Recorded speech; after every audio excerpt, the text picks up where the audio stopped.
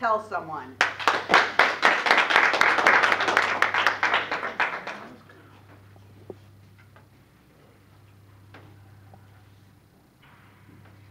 Do you ever hear voices in your head?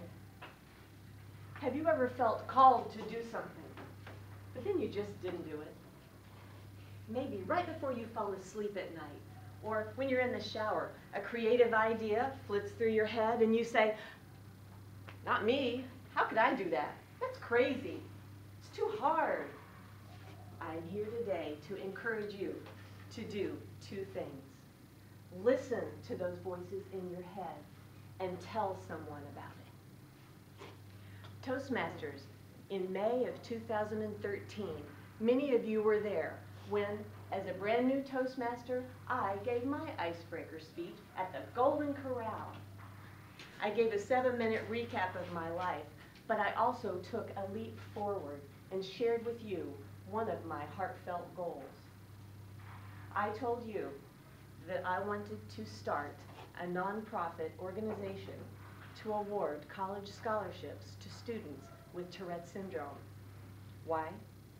Many of you have met my daughter Kelsey. She and her Tourette Syndrome are my inspiration.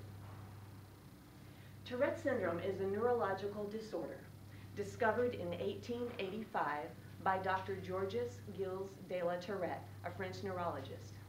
It is characterized by repetitive, involuntary facial and body movements, as well as vocalizations. They're called tics. You know that feeling when you're about to sneeze? Your eyes start to squint and water, your nose feels tickled, and your breath comes in gasps. And actually your brain even has time to think, I'm going to sneeze, right? You feel it coming on. This is the best way I know to describe how it feels when a tic is coming on. Picture yourself as a college student sitting in class. Your professor is up front and she's getting ready to describe to you how to calculate the area of a circle using pi r squared, and she's about to reveal the value of pi. All of a sudden, your brain says, I'm about to tic. And before you know it, you have let out a vocal tic, coughing, throat clearing, grunting, whooping, or something else. Or perhaps a body tic, blinking, clenching, arm or leg movements, or maybe you've done both. Now, do you know the value of pi? No, because you have just spent the last 10 seconds worrying if you're going to disrupt the class, worrying if your classmates are going to make fun of you, and worrying that if you don't know the value of pi, how will you ever calculate the area of a circle when you're an adult? Students who have Tourette syndrome have the distraction of the tics, which keeps them from learning and studying. In addition, 86% of people who have Tourette syndrome also have associated disorders, including ADHD, attention deficit hyperactivity disorder, OCD, obsessive compulsive disorder, anxiety disorders, or anger. Tourette's can also make you tired, even physically sore from repetitive physical movement. Another fact, like that sneeze, a tic has to be satisfied. Kids who try to partially repress their tics while they're in school, or adults while they're at work, find that when they get home, they tic like crazy. This is because home is their safe place. They can let it all out. Can you imagine the energy it takes to suppress those tics all day long? You know how hard it is to stifle a sneeze? My goodness, isn't college hard enough already with all that distraction? When Kelsey began applying for colleges in 2010, we researched and did not find any scholarships for kids with Tourette's. We later did find one in New Jersey, but that didn't do us any good.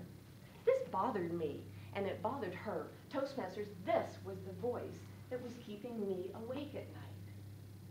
Have you ever met anyone else with Tourette's? You may not have. People are reluctant to admit it or report it. In fact, we kept it quiet about Kelsey for the first 12 years of school so that people wouldn't make fun of her. Here are some statistics. In 2011, the CDC did a study stating that 1 out of every 360 children ages 6 to 17 in the United States have been diagnosed with Tourette's based on parent report. That comes to about 138,000 children at that time, and of course that doesn't include adults. Another study puts it at 1 in every 162 children. Boys are 3 to 5 times more likely to have Tourette's than girls.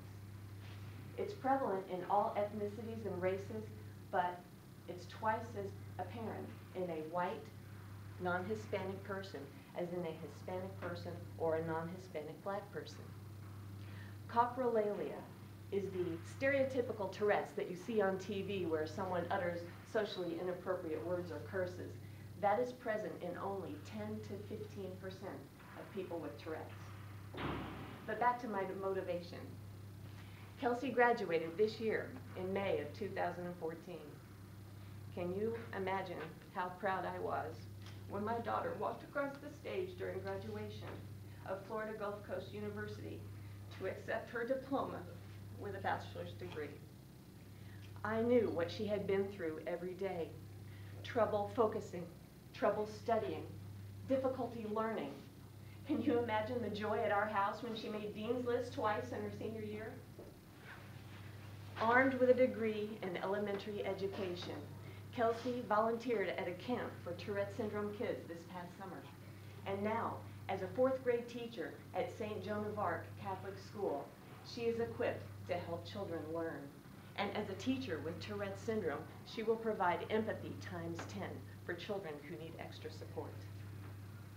Kelsey's graduation was the milestone that lit a fire under me to get this going. We believed we could fill this gap. Guess what? I have no nonprofit experience. I have never worked at a nonprofit. I have started a couple of businesses. I know a little bit about marketing and PR, but I didn't know if I was qualified to start a nonprofit organization. But that urge inside me kept talking. That voice was inside me, speaking to me, and I decided to take the unproven path.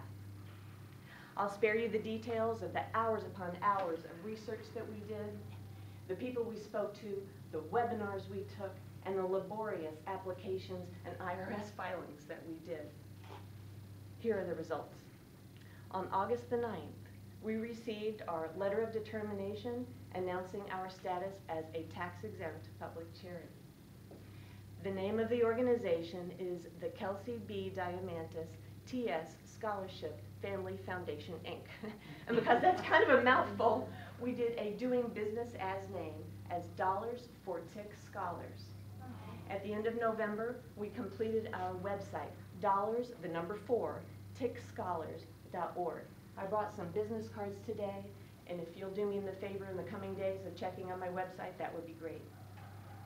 We began our nonprofit by telling family and friends, like most people do. That was really the first time Kelsey had let her Tourette's be known to the world. We participated in #GivingTuesday, and we even earned some donations. We will be having a crowdfunding campaign on Indiegogo in February. The kickoff party is February 27th, and you're all invited. We're listing our scholarships in over 20 online scholarship directories and telling colleges and schools. We have so much ahead of us, but when we award that first scholarship in 2015, I will be ecstatic. Students who have Tourette syndrome have enough distractions without worrying about the cost of college, and this was one small way that we could help by achieving our mission, encouraging them to go to school, to stay in school, and our scholarships are an investment in their future contributions to society. Toastmasters, there are 2 takeaways that I would like you to take away today. The first one is to listen to those inner voices. What is urging you on? What is keeping you awake at night? Have you figured out how to weave blades of grass into headbands and sell them on Etsy? Do you have a service that we can't live without? And do you want to start a cookbook? Whatever is urging you on, let it out. That idea was given to you for a reason, and it is because you are supposed to bring it to life. The second takeaway is to tell someone of what you want to achieve. Say it out loud, maybe at the Golden Corral. Tell your neighbors, tell your friend, tell your spouse, Tell your mom. She'll keep you accountable. Put it out there in the universe. And when you do that, the universe will put forces in motion to help make it happen. Declare it out loud with passion. Tell someone, I told you, and we did it.